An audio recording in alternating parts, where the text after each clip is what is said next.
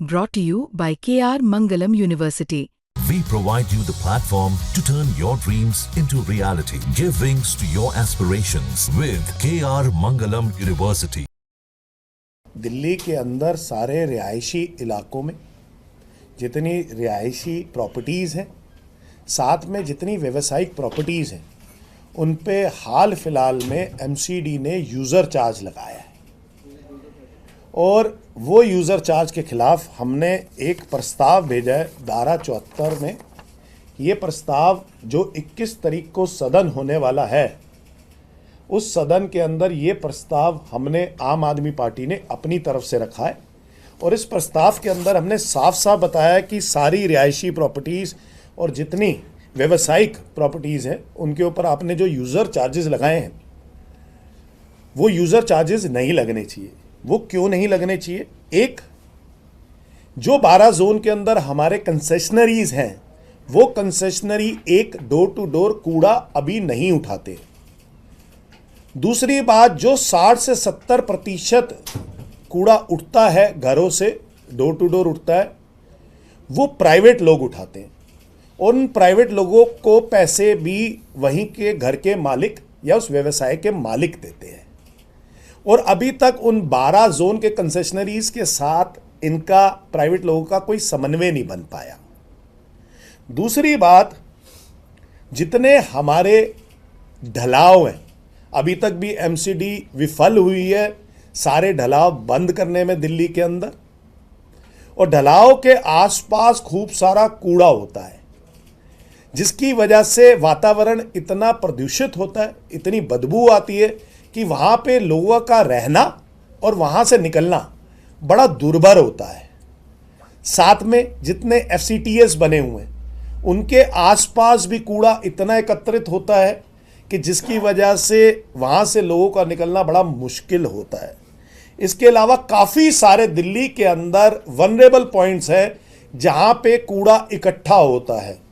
अभी तक एमसीडी ना तो ढलाव को ख़त्म कर पाई है, ना एफसीटीएस के पास कूड़ा ख़त्म कर पाई है और ना ही इन वनरेबल पॉइंट्स को जहाँ पे कूड़ा एकत्रित होता है रिहायशी इलाकों के अंदर, उसको ख़त्म कर पाई है।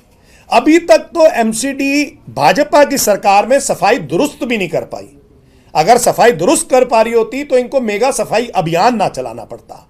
तो सफाई भी दुरुस्त नहीं कर पा रही, तो अगर सफाई दुरुस्त नहीं कर पा रही तो जब तक 100% सफाई दुरुस्त नहीं हो जाती तब तक किसी के ऊपर भी यूज़र चार्ज नहीं लगना चाहिए। मैं आपको उदाहरण दे देता हूं, यूज़र चार्ज से लोग इतने परेशान हैं। मेरे पास इतनी सारी आरडब्ल्यूएस, इतनी सारी मार्केट एसोसिएशन ने जब से मैं नेता प्रतिपक्ष बना तब से अप्रोच किया और वो इतने परेशान हैं कि वो लोग ये कहते हैं कि अगर हमारा हाउस टैक्स सिर्फ 800 या 850 रुपये है तो हमें 1000 रुपये यूज़र चार्जेस देने पड़ते हैं। किसी का प्रॉपर्टी टैक्स सिर्फ 2500 से 3000 है तो उसे 5000 यूज़र चार्जेस देने पड़ते हैं, जो कि सही नहीं है। ये एक फाइनेंशियल बर्डन है रेजिडेंट्स के ऊपर, दिल्ली के रेजिडेंट्स के ऊपर और दिल्ली के व्यापारियों के ऊपर, और ऐसा नहीं होना चाहिए। जब तक एमसीडी 100% काबिल ना हो जाए डोर टू डोर कूड़ा उठाने के माध्यम में, चाहे वो अपने कंसेशनरीज के माध्यम से उठाए, चाहे वो प्राइवेट लोगों का समन्वय बने इन कंसेशनरीज के साथ, ताकि डोर टू डोर कूड़ा जो उठे वो एमसीडी उठाए। दूसरी बात, जब तक ढलाव, वनरेबल पॉइंट्स और ये एफसीटीएस के आसपास कूड़ा नहीं खत्म करते तब तक कोई अधिकार नहीं बनता एमसीडी का यूजर चार्ज किसी भी रेजिडेंट पे या किसी भी बिजनेस क्लास पे ये लगाने का। जब राजा इकबाल जी महापौर बने 25 अप्रैल को, तो उन्होंने जो सबसे पहला अपना संबोधन किया उसके अंदर उन्होंने कहा कि यूज़र चार्जेस हम वापस लेंगे, लेकिन उनके बनने में भी 1 महीना होने जा रहा है। उन्होंने यूज़र चार्जेस वापस लेने की बजाय तो उन्होंने यूज़र चार्जेस पे बात तक नहीं करी आज तक। तो आप सिर्फ कहो मत, भाजपा की कथनी और करनी में जमीन आसमान का अंतर है। भाजपा जो कहती है वो कभी भी नहीं करती। जो दिल्ली सरकार में उन्होंने वादे किए आने से पहले वो पूरे नहीं कर रहे, जो यहां पर एमसीडी में आने से पहले उन्होंने वादे किए हैं और अपने संबोधन में कहा है उसको भी वो पूरा नहीं कर रहे। तो मेरी पूर्ण तरीके से ये मांग है, पूरी आम आदमी पार्टी की मांग है, हमारी दिल्ली के सारे काउंसलर्स की ये मांग है, क्योंकि वो रिप्रेजेंटेटिव है और मैं नेता विपक्ष हूं, तो हम लोग रिप्रेजेंटेटिव हैं दिल्ली की जनता के।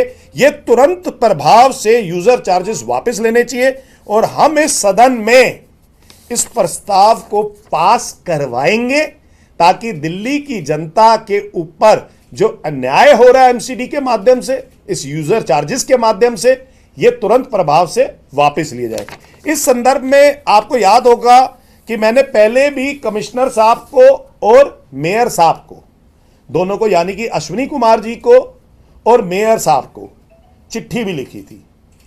मेयर साहब का इस चिट्ठी के ऊपर मुझे लगता है चिट्ठी भेजी थी हमने 6 तारीख को, आज 10 दिन होने जा रहे। मेयर साहब का इसके ऊपर कोई रिप्लाई नहीं आया, कमिश्नर साहब का इसके ऊपर कोई रिप्लाई नहीं आया।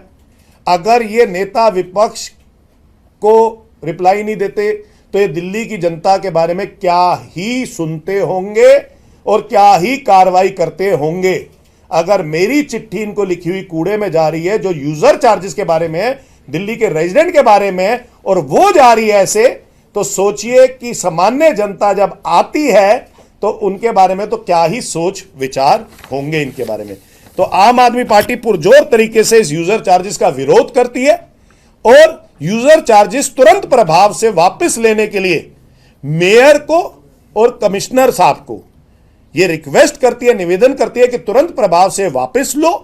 अगर आप वापस नहीं लेते तो 100% हम सदन में जो प्रस्ताव लगाया है उस पे भी हम वो करेंगे, अपनी बात को रखेंगे, साथ में हम सड़क से सदन तक इस बात को लेके जाएंगे और दिल्ली की जनता के साथ जो एमसीडी अन्याय कर रही है यूजर चार्जेस के माध्यम से, यह अन्याय नहीं होने देंगे।